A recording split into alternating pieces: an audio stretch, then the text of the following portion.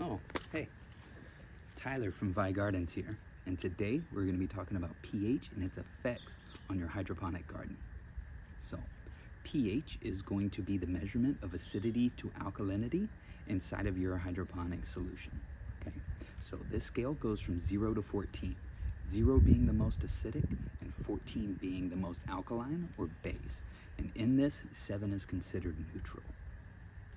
So the pH scale, it actually measures the amount of free positively charged hydrogen ions that you have inside the solution.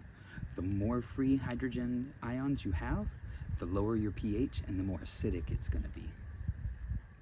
The most important thing is going to be your plant's health, and that's why pH is going to be so vital. So plants, they prefer to uptake their nutrients within a pH of 5.5 to 6.5. This is slightly acidic, but not too acidic, and definitely not alkaline. Most water sources that you're gonna find are gonna be either neutral or slightly alkaline, so we're gonna have to use a couple of different buffers to kind of bring that pH down. There are 5 main acids that you can use to do this.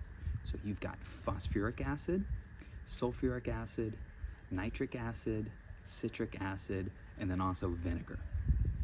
Phosphoric acid is able to release its hydrogen ion while also providing phosphorus, which is a beneficial micronutrient for root development and also energy transfer. There's also sulfuric acid. So sulfuric acid is able to release 2 hydrogen ions per molecule. This makes it very concentrated, and it's only really used in large-scale productions because of its health risks for how potent it really is. Not something that I would recommend for your home garden. Nitric acid releases its hydrogen ion while also contributing nitrate, which is a form of nitrogen, which is critical for leaf growth. The last 2 are great options for you in your home garden. So the first one is citric acid. So citric acid is gentle while also being biodegradable. It's preferred for more sensitive crops, but with this, you've got to test your system a little more frequently because it is a weaker acid, so it might require a couple more frequent adjustments for you. And the last one we're going to talk about is vinegar, also known as acetic acid.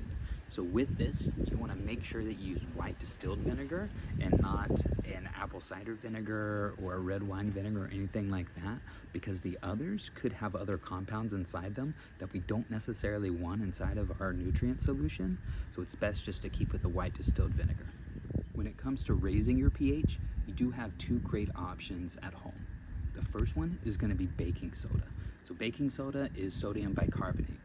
When you're using that, you need to just watch out because it can add sodium into your system, and you want to avoid too much sodium in there. The other one that we have is potassium hydroxide. So this is definitely going to be your more preferred method for raising your pH, but you just got to be careful with it because of its toxic nature. Now, let's go see these pH adjustments happening in real time. Okay, so I've gone ahead and added the nutrients that I wanted into this system right here. What you want to make sure you do is you always add your nutrients before you try to pH balance, because some nutrients, they can raise or lower the pH, so you just want to make sure you have a steady state before you go messing with the pH. Okay, so right here, this meter, it's going to be able to show us the pH along with the EC or TDS, which is going to be how we check for the amount of nutrients we have in there as well. When you're using any type of measuring tool like this, you want to make sure you always clean it thoroughly after you're done. Okay. So we're going to drop this down in here. And right now we can see we're at an 850. We could bring that up, that ppm up a little bit. But then what we also have is a 6.94. So our pH is going to be slightly high, so we're going to want to bring that down a little bit. To do that, I'm going to be using phosphoric acid. You want to make sure that you don't use too much at one time because it takes about 10-15 minutes for your pH to adjust once you add some acid.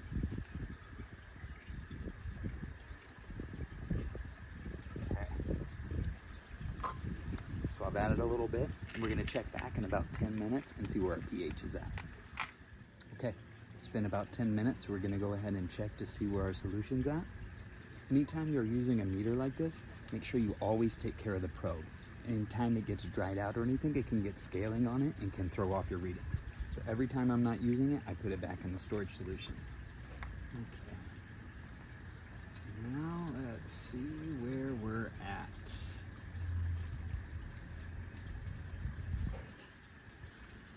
So caps can be a little humbug sometimes.